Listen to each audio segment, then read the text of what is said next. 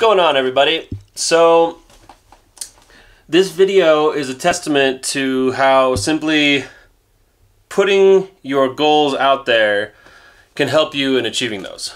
Because what's going on right now is I had a friend reach out to me because he had seen me announce this project and ask if I would be willing to help out with something that I'm very excited about and a little nervous about. What it is the university here has a slam poetry night that I used to participate in when I was in college, both as a performer and just helping to arrange the headliners. And so he asked if I'd be willing to help because the headliner they have this year, his name is Buddy Wakefield, he really likes to have music in the background. And so his friend, David, asked if I'd be willing to play the piano because he knew that I played a little bit. I had the opportunity to talk to Buddy, very friendly guy, just kept reassuring me like, it's gonna be great, we're gonna have a good time, no matter what happens, it's gonna be awesome.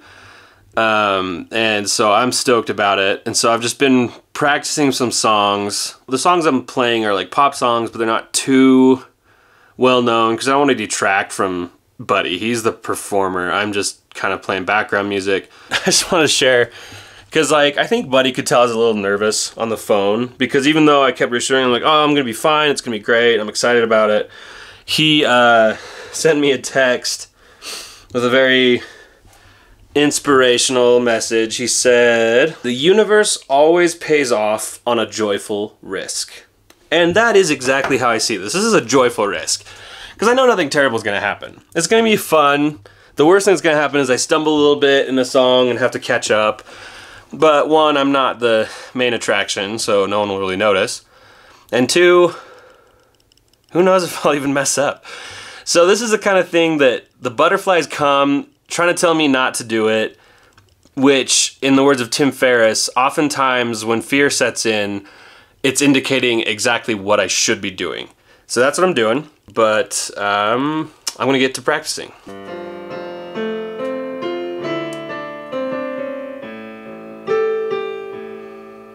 Okay, so now it is day of. It's about an hour before I'm head up to campus. I've been practicing a bunch of songs. I thought, just for those who don't know me that well, I'd share my history with the piano.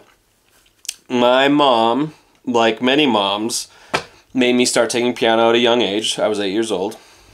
But unlike many of the moms that I know, she actually made me stick with it.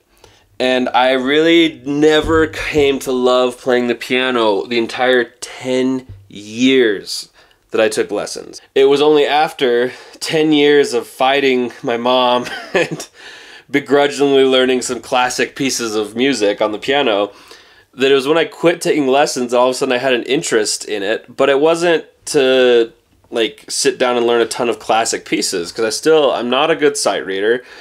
I lack a lot of patience when it comes to just learning a piece as it's written and intended to play. But what I learned that I was good at is just theory. Like I realized that the theory I'd taken through the years allowed me to see the name of a chord and play it just by seeing the name of it instead of having to have like the whole thing written out for me. And I started with songs that were super easy. I think the first song I ever learned was Iris by Goo Goo Dolls. This is a little refresher in case you forgot what that sounds like. 'Cause I don't think they'd understand. And so my method of playing piano is kind of like the most base level of just jazz improv, which is I just see the chords to a song and I just play it out while I sing to it. And so that's what I've been doing. And so for tonight, I've just been taking some of those songs and trying to add a little bit of a melody into it so it flows and isn't quite as repetitive. It's gonna be a good time, and in a second we will have you see me at the venue. So what's up, guys? We're about to start, and oh, it just got really quiet. I thought maybe it's gonna start right now. So we're gonna start. I'm not gonna be playing until the last performer. So, but I've got my crew here with me supporting me, and I'll show some clips from earlier performers, and then we'll show some clips of me playing. Bye. Our first performer is actually a student performer. His name is Matt Campanella. I want to be a part of the conversation, contribute to the ebb and flow of the river of words that spews from the mouths of those capable of producing sounds that come out blurred. We want to be when they can't formulate a sentence past 25 to life. So on the first day I did the short poetry set, and the principal wants me to talk about how poetry has made my life a success.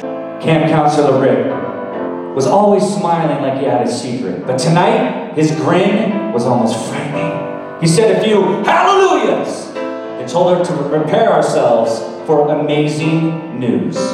One of the kids interrupted and asked if it was a pizza party. He said no, it was better. It was the best news of all. So I want to explain just real quick what happened when I played the song for Buddy. He had told me, he's like, I want you to know when my previous poem is going to end so you can get up and be playing before the audience stops clapping. Because he just wants like the mood set. And I was like, I can do that. So I heard the trigger line. I like snuck up to the piano and I just started playing before the audience even stopped clapping. And so I'd set up this mood for him just like he asked. And then he goes and starts thanking me for being there, which, I mean, it's flattering that he would take the time and even like throw himself off to just thank me, and as you'll see in this clip, and thanks to my buddy Brian who filmed some of these clips during the show so I could have evidence that I actually did this. As soon as Buddy said my name, Brian flipped the camera on to try and catch the rest of what he was saying. So we do have some of it, and I mean, it was very flattering. So grateful to just the type of person that Buddy is. I wish I could just be his piano man and go on tour with him. It would be fabulous. But so here's that clip real quick. With either of us, has had no rehearsal or practice and just jumped on board because he wanted to, and I'm so thankful to have him here. I'm already in love with the poem I'm about to do just because of how he started it off, so give it up for James. Once, when we were way back when, we took our only family photo at an Olin Mills in the side of a Sears Roebuck. The unhealthiest among us were given the most respect. I suspect by that point, I had already surrendered to shock treatment. The kind passed down from one unfortunate belief to another. See, the thing about believing in what you were told to believe in is that you were told to believe it. So guys, it's over. These are my literally closest friends now. Jamie DeWolf, Buddy Wakefield. Hello. It has been an honor to play for these guys, even if it was kind of accidental in some ways, but it's been an absolute honor. Jameson, it was fantastic having you play with these guys. You did such a great intro, and I just effed it all to hell. And he did it completely out of the seat of his pants and came up with Magique. Magique. Well, great job, Jameson. Yeah. You guys have a good night. Thanks. Travel home safe. Thank you. Hope to see you guys in the future. So there you have it. Again, one of the best times I've had this year. So grateful to David for reaching out to me. Grateful to Buddy and Jamie for being such cool guys and letting me play with them and just kind of feel that energy of performing that type of stuff for a crowd. I guess I need to clear up. So with Jamie, I wasn't supposed to play for him at all. But his musical track for one of the songs wasn't working. It would like start and about 20 seconds in, it would just like glitch and start over. So then he asked me, because they couldn't get the track working, if I would be willing to play something for him. He's like, I just need something campy that can like turn ominous. Like what? Like when he got back up on stage, I gave him a thumbs up, said, I don't know how good it'll be, but let's do it. And I just kind of faked a campy song using a Mumford & Sons track. All in all, way fun experience. Stoked that I'm finding the guts to actually accept when stuff like this pops up, because it's making me better and meeting cool people and having fun, and that's what life's all about. So y'all better stay blessed, and we will see you next week.